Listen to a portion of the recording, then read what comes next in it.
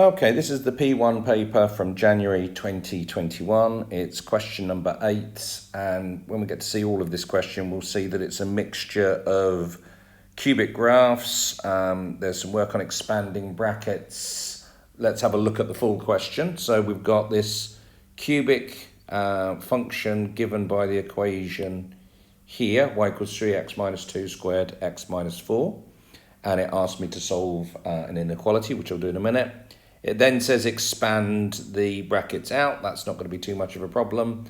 And then part C, we'll go back to and do a little bit more work on it when we get there, but it's trying to talk about the length between P and Q here. And quickly to say what I'm going to do, if I want to work out the length PQ there, what I'm going to do is find when does the curve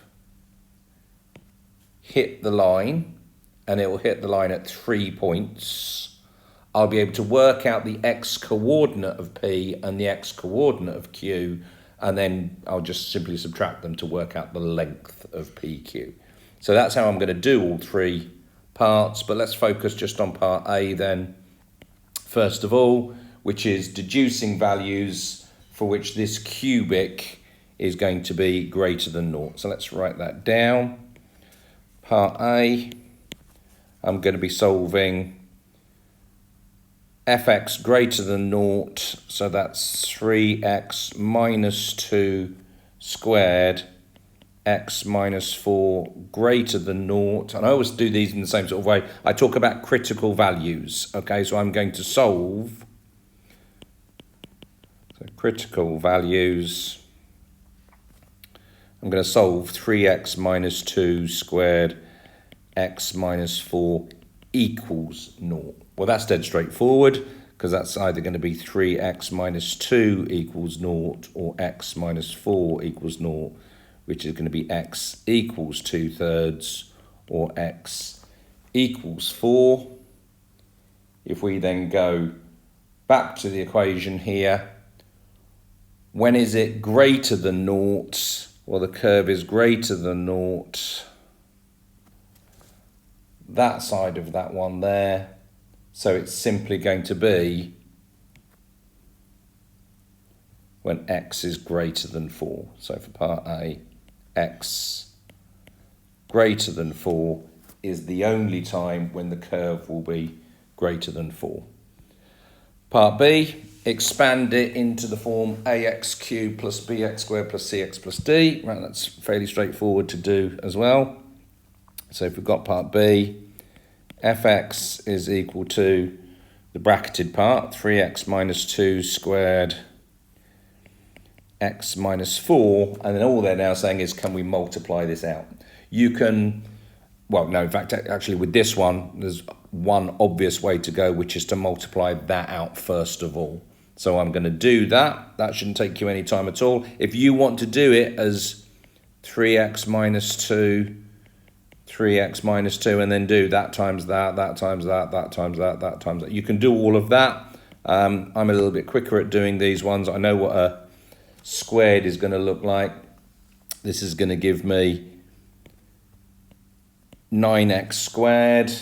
Now, as I say, you just take your time to do this. I can do this in my head. Minus 6x minus another 6x, so that's minus 12x plus 4. All multiplied by x minus 4. If you are happy to do it at that speed, great. Yeah, we want to make up some time somewhere, but make sure you're being accurate all the time if you are able to do that. This stage should always now be easy if you've done a little practice of it, because it's going to be x times all of those things. Well, that should be easy to do. That's going to be 9x cubed then, 12x squared, and 4x. So that bit you really shouldn't make any mistakes with. As we're going through and doing it.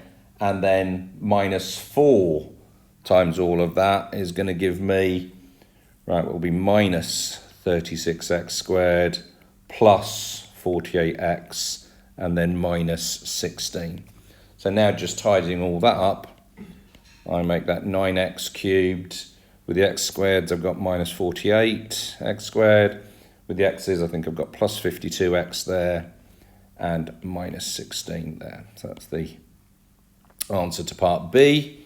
If we go back, it doesn't say anything, just A, B, C, D, so there's no clues to it, unfortunately for us. And then, yeah, onto this last part. So it says line L passes through the intercept. So I need to work out what that intercept is going to be there, because then I'll have the equation of the line. So if we go back to what we've just done, part C, for the intercept, x equals 0. It's going to be on the y-axis. So x equals 0. F 0 is just 0 minus 0 plus 0 minus 16. So is equal to minus 16. So that's really helpful that we know that value there is minus 16. So if I now want to find these 3 points, that point there, that point there, and that point there, and that is what I do want to do because I'm going to work out PQ in a minute, well, that is where my curve equals minus 16. So, I'll explain it to you, now tell the examiner what I'm doing. So, find where the curve equals minus 16. So that's a matter of putting 9x cubed minus 48x squared plus 52x minus 16 equals minus 16.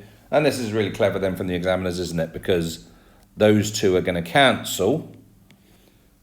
So I'll get 9x cubed minus 48x squared plus 52x equals 0.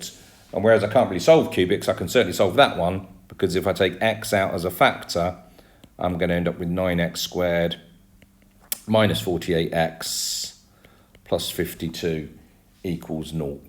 So x equals 0 is one of the answers. If we go back here, we can see that answers x equals 0. It's these two now that I'm interested in, and those two will simply be the solution of the quadratic equation here. Now, unusually, let's write out the quadratic equation. So I've got 9x squared minus 48x plus 52 equals 0. I would have anticipated that that would factorize. They do something clever and 9 divides into all the terms. We see that quite often, but not in this case, okay? And actually, no, what they are testing is, can I use the quadratic formula? Which I can do. It wouldn't have been, I would have wasted a little bit of time here, I must admit, because I'd have spent a little bit of time trying to factorize it or trying to divide out by whatever. But I've done the answer, so I know that the answer doesn't work. There is a clue in the fact that they say the k root 3, so it wouldn't have taken me too long to actually say, oh, right, no. I would have probably had to go back another look and then say, right, yeah, this is going to be a quadratic formula. And I'm not going to spend too long doing the quadratic formula. You should be able to do that. So x equals minus b, so that's 48, plus or minus the square root of b squared minus 4ac. Well, if you work all that out, so minus 48 squared minus 4 times 9 times 52, all over 2a, all over 18, that actually works out to be 48 plus or minus the square root of 432 over 18. And I'm writing quite a bit of this down simply because it says don't use calculator technology too much. So, I don't want to just plug it in and get my two answers. But that does work out to be 8 plus 2 root 3 over 2. Sorry, over 3 rather. And 8 minus 2 root 3 over 3. And then remember what we're doing here. PQ is simply the bigger one minus the smaller one. So PQ is simply going to be 8 plus 2 root 3 over 3 minus 8 minus 2 root 3 over 3. And because of the very nature of those two answers, the 8 over 3s will cancel out, and I'll end up with 4 root 3 over 3.